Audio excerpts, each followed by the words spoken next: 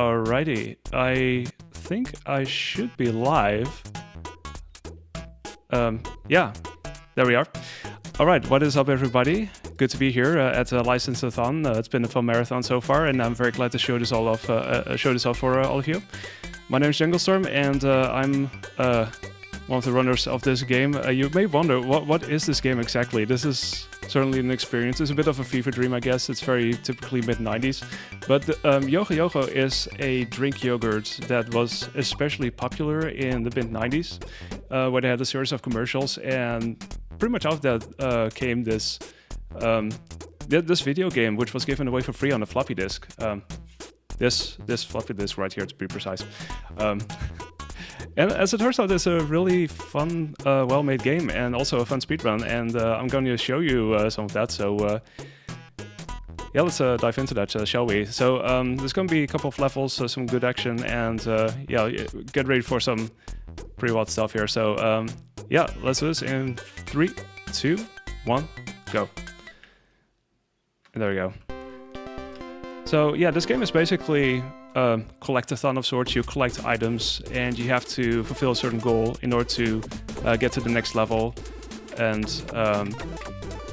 yeah, otherwise it's a very typical platformer. You can collect things, fruit for high score, you can collect these keys to open doors. And you got all kinds of enemies that you encounter, for some reason also a grandma. And you got these checkpoints. This will be a very crucial part of the game. Throughout the run, really. You'll see that soon enough. But first let me do this. So we did that. We collected all of the so-called... In this case, we collected cow spots for this cow who was missing them, and she was very sad about it, but we got them back, so yay.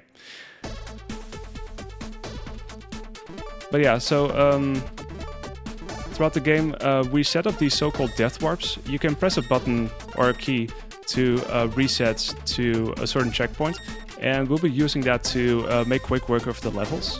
So yeah, I should have saw it there just now. But in order to do this, we also need extra lives, and this is where these bonus stages come in handy. You get them after each level, and yeah, you can just jump around really and get those.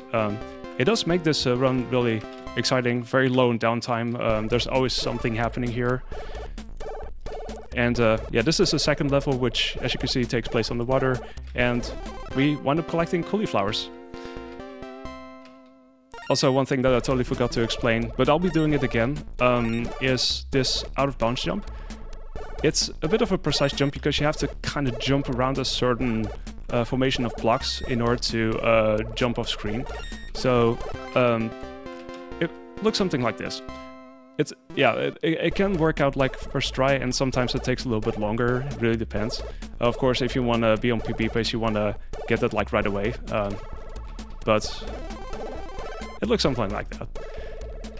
So yeah, again, because of the warps that we do, we make quick work of this level, and we got all the cauliflowers.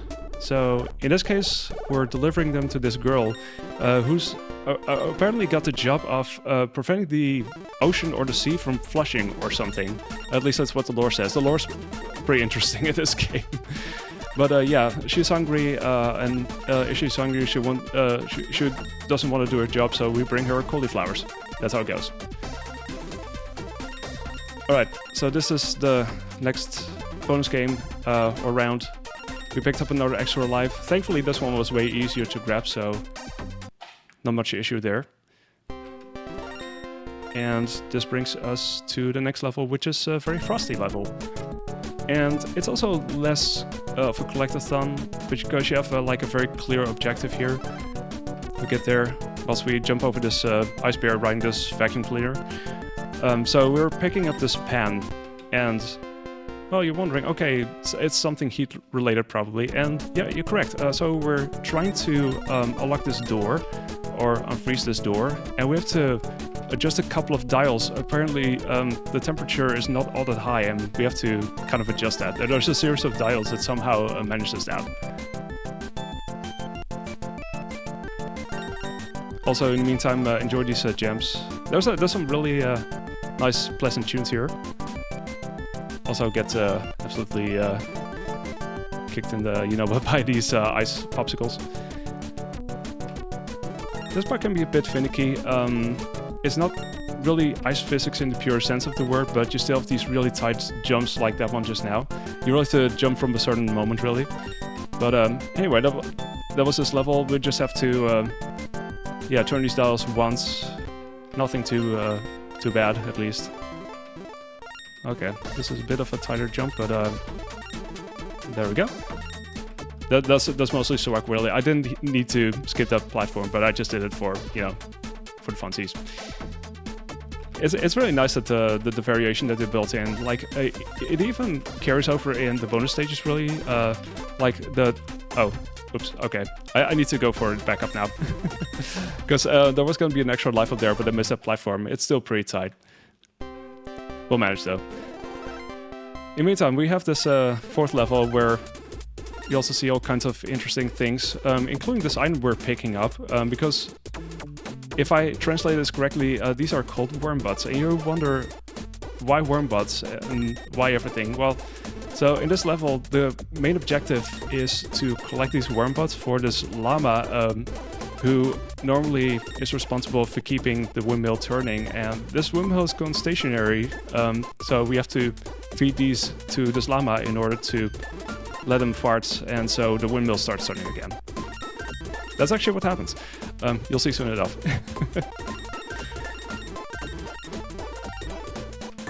So yeah, there's also some climbs here. I just slightly overshot that one, that's fine. There's some neat speed tech also with the movement, where I try to jump up these things really quickly.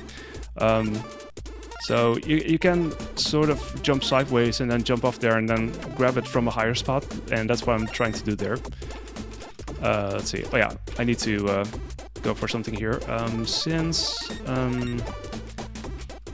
I missed one of the extra lives, I'm gonna pick this one up here, and makes it a little bit safer. One of the other runners actually went for that, and ever since it's kind of become like one of the go-to backups, really. So shouts to Dolores Brett for kind of working that in there. And all of the other runners in this game have contributed in their own way, really. So that's always nice to see that. The game has really deep lore. You have no idea. I can recommend, if you are on YouTube and you want to check out some stuff like that. So there's these commercials that I was talking about.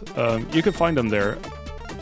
I can recommend checking them out if you're curious, because there's a lot of stuff to unpack there. But some of that carries over, or quite a lot of it carries over into this game, actually. Oh, it's still doing good on the extra lives here, and this is actually the longest stage. This is a Dracula-themed level, and in this case, we have to rescue Grandma, who got kidnapped by Dracula, so we have to collect 9 coins, then destroy this vampire pig, and then use that key to rescue Grandma. Oh yeah, I'm supposed to go back here. I almost forgot. Yeah, this is the longest level in the game, basically. Also in terms of how many you have to collect. So you pretty much go all around, really, and there's a fun exploration to be done. And yeah, you could say that in any percent, it's very heavy. It's very low on downtime, since you're constantly doing things. There's also a warpless category where you're not allowed to do any of the warps that you're seeing here. And that does open up a lot more exploration, so it's also a fun one to check out for comparison, really. Also, there's a bit of a key routing here, so I'm gonna grab this key, and this one key that I grab here is one that I could potentially grab elsewhere if I get lucky with a certain jump. It could potentially save you a couple of seconds, but it is pretty tight as it is. So worst case scenario, I can also pick this one up. Alright, and that is all of the coins. So now all we have to do is go over here and open this door. We're setting up for a checkpoint here, if I'm not falling down. Excellent. Because those flags are checkpoints. Also a flashing warning, by the way, for those wondering. Brief warning there. But yeah, this allows us to fight the vampire pig. And what do? Well, this pig is flying around and we just have to jump on him like a couple of times. And as you can see, this is why we need all the coins really, so we can actually do the full fight and grab this key. I was used the wrong key there. But yeah, now we have the key, the big key, and we can use that to go up here and rescue Grandma, so yay. Yeah, the commercials are just as bizarre as the game, that's certainly a thing. You can see where they got their inspiration from. Okay, final bonus stage in the speedrun at least. This is a part where we can actually get 2 extra lives, and I want to get them because if I want to set up for all the resets, all the death warps, I'm gonna need both of them. So I will have exactly enough time to grab both of these. But yeah, if that works out, then that's cool. Alright, and then we're in the final level, we're up in the sky, and return of this music. And this level is centered around these music notes that we have to collect, because as it turns out there's this mermaid who's singing, and it turns out she's singing out of tune, and we have to collect these music notes to make her sing in tune again. So, it's basically that. And it's also somewhat long level. Also a lot of stuff to explore really. You got these albatrosses, one of which will be flying on later. First we have these silly stairs here, as we've called them. They're a bit, they have this shape, so that's why. Okay, so this is, one thing I haven't explained is you get an extra life for each 200,000 points that you get. And I'm saying this because I still need a last life, but thankfully I'm almost at 400,000 points. So with that, I can set it for the last reset that's upcoming. But first I've got to collect a couple more of these music notes and make sure I don't hit that checkpoint, because I want to go back to the beginning of the stage where I was at, and that will take me to the exit light right away. So it's almost the end of the game, so time is going to be as soon as I lose control of my character, so a bit tricky there. Okay, and there we go. That was the game. Very, very short, like I said, very low on downtime. There's all kinds of things happening. But I always wanted to show this off, really. This is quite a interesting MS-DOS game. So yeah, this also wraps up with this text saying, after all this running and jumping and walking around, everything is very Yogho. It's a bit of a description kind of thing. You describe something as being very Yogho, thanks to me. And they say, take the ice and the yogurt drink with you, or the drink yogurt with you, because we're going to the sea and we're going to enjoy the sun. But there's one more bonus stage to go, they say, so yeah, I guess I could show that off still. There's not much to it otherwise. It's kind of post-game stuff anyway, since it's not really part of the speedrun. Also, apologies for the slight beep in this part of the track, really. I have no idea why it's there, or how it gets there, but it's there sometimes. Thanks for the GGs, everybody. But yeah, as I mentioned, so this game was given away for free, and for a game that was not actually sold for money, I thought it was really well made, and I really enjoyed playing it back then. I played this as a kid, and getting back to it years later as a speedrun was a lot of fun too, because it turns out this game has some really neat speed tech as well, and both the categories are pretty interesting in their own right, I think.